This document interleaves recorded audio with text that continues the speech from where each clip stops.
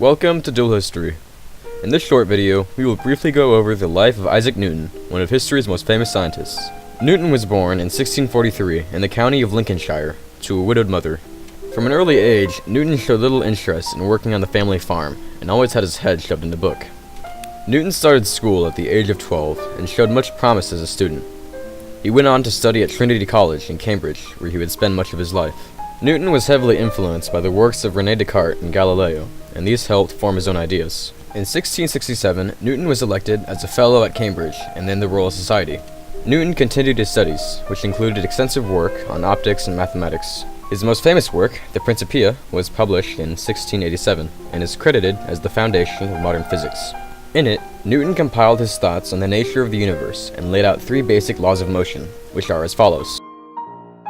An object at rest tends to stay at rest, or moving at a constant velocity, unless acted on by an unbalanced force. The force experienced by an object is proportional to its mass times the acceleration it experiences. If two bodies exert a force on one another, the forces are equal in magnitude, but opposite in direction. Along with these, the Principia put forward the idea of universal gravitation, which is the basis for gravity as we know it.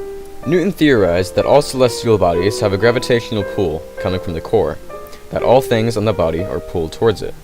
Newton carried out most of his experiments alone on his estates. While working on the Principia, he would often go days without eating or sleeping, as not to interrupt his thoughts. Newton's biggest rival was a fellow Cambridge man named Robert Hooke. Hooke accused Newton of plagiarism on the publishing of the Principia, but Newton fought off these allegations.